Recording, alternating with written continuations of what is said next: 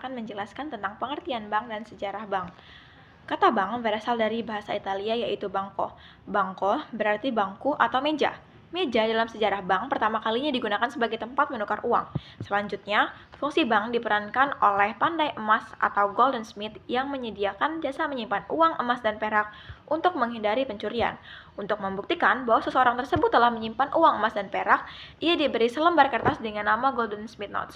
Profesor Ferenc Stewart mendefinisikan bank sebagai lembaga atau badan usaha yang memiliki tugas memberikan bantuan kredit dalam Undang-Undang Nomor 10 Tahun 1998 tentang perubahan atas Undang-Undang Nomor 7 Tahun 1992 tentang perbankan, dijelaskan bahwa bank adalah badan usaha yang menghimpun dana dari masyarakat dalam bentuk simpanan dan menyalurkan kepada masyarakat dalam rangka meningkatkan taraf hidup rakyat banyak. Fungsi bank, jadi pasal 3 UU No tahun 1982 yang diubah dengan UU No 10 tahun 1992 tentang perubahan atas Undang-Undang Nomor 7 tahun 1992 tentang perbankan. Fungsi utama perbankan Indonesia adalah sebagai penghimpun dan penyalur dana masyarakat. Selain itu, bank juga berfungsi sebagai pelayan masyarakat. 1. Penghimpun dana dari masyarakat. Bank berfungsi sebagai penghimpun dana dari masyarakat karena bank dipercaya oleh masyarakat sebagai tempat yang aman untuk menghimpun dana. Kedua, penyalur dana ke masyarakat. Bank berfungsi sebagai penyalur dana ke masyarakat yang terdiri dalam bentuk kredit untuk bank konvensional dan dalam bentuk pembiayaan untuk bank syariah. Oke, berdasarkan materi yang telah disampaikan oleh Rehan sebelumnya, ada 3 fungsi dari perbankan. Yang pertama tadi adalah penghimpun dana dari masyarakat, yang kedua penyalur dana ke masyarakat. Nah, di sini saya akan menjelaskan fungsi ketiga yaitu pelayan masyarakat. Pelayan masyarakat, bank berfungsi sebagai pelayan masyarakat yang memiliki beberapa fungsi pelayan kepada nasabah, diantaranya sebagai jasa pengiriman uang atau transfer, pemindah bukuan, penagih surat-surat berharga, clearing, letter of credit, inkaso, safe deposit box, dan garansi bank.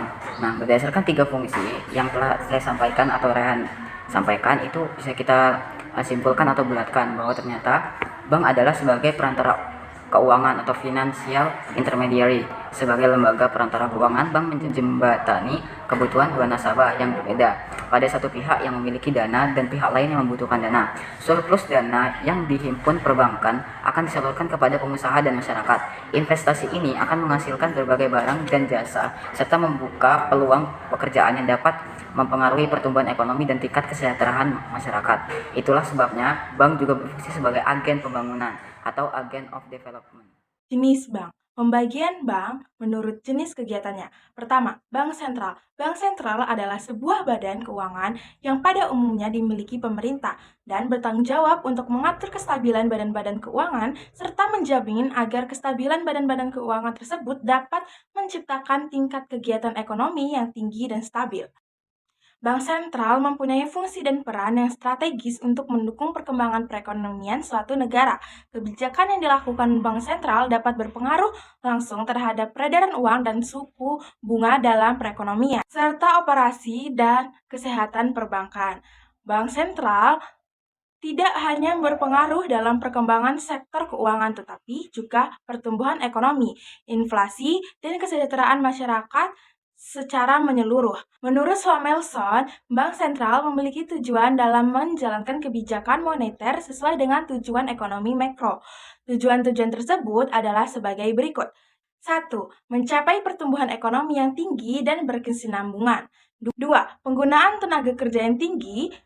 3. Stabilitas harga. 4. Stabilitas suku bunga. 5. Stabilitas pasar keuangan. Dan 6. Stabilitas pasar nilai tukar. Bank umum adalah bank yang melaksanakan kegiatan usaha secara konvensional dan atau berdasarkan prinsip syariah yang dalam kegiatannya memberikan jasa lalu lintas pembayaran. Sifat jasa yang diberikan adalah umum, dalam arti dapat memberikan seluruh jasa perbankan yang ada. Begitu pula dengan wilayah operasinya dapat dilakukan di seluruh wilayah Indonesia bahkan ke luar negeri. Bank umum sering juga disebut bank komersial atau komersial bank. Oke, selanjutnya materi tentang bank syariah. Jadi, Undang-Undang Republik Indonesia Nomor 21 Tahun 2008 tentang bank syariah. Bank syariah itu bank yang menjalankan kegiatan usahanya berdasarkan prinsip syariah, yaitu prinsip hukum Islam dalam kegiatan perbankan berdasarkan fatwa yang dikeluarkan oleh lembaga yang dikeluarkan bank syariah. Setelah itu terdapat dua jenis bank syariah. Yang pertama ada bank umum syariah, yaitu bank dalam kegiatannya dalam lalu lintas pembayaran. Yang selanjutnya ada bank pembiayaan bank syariah, yaitu bank dalam kegiatannya tidak memberikan jasa dalam lalu lintas pembayaran. Yang kedua ada hal yang dilarang oleh bank umum syariah, itu ada 4. Yang pertama ada melakukan usaha yang bertentangan dengan prinsip syariah.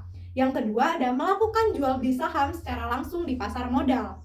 Yang ketiga ada melakukan penyertaan modal. Yang keempat, melakukan kegiatan usaha asuransi kecuali sebagai agen pemasaran produk asuransi syariah.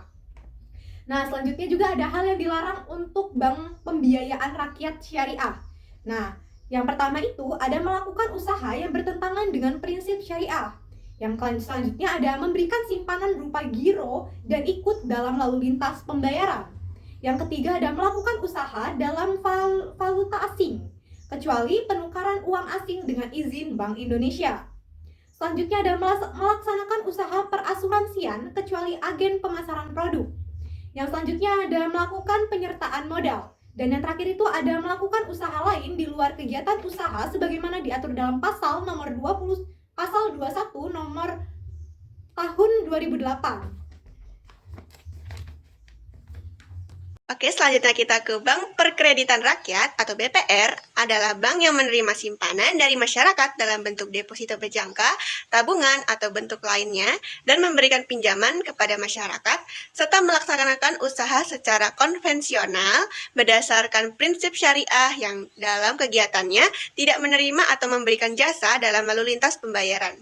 BPR dilarang menerima simpanan berupa giro, ikut serta dalam lalu lintas pembayaran, melakukan kegiatan usaha dalam valuta asing sebagaimana dimaksud dalam pasal 13 Undang-Undang Perbankan dalam nomor 10 tahun 1998. Yang pertama, pembagian bank menurut bentuk badan hukum dibedakan menjadi 3, yaitu perseroan terbatas, koperasi, dan juga perusahaan daerah.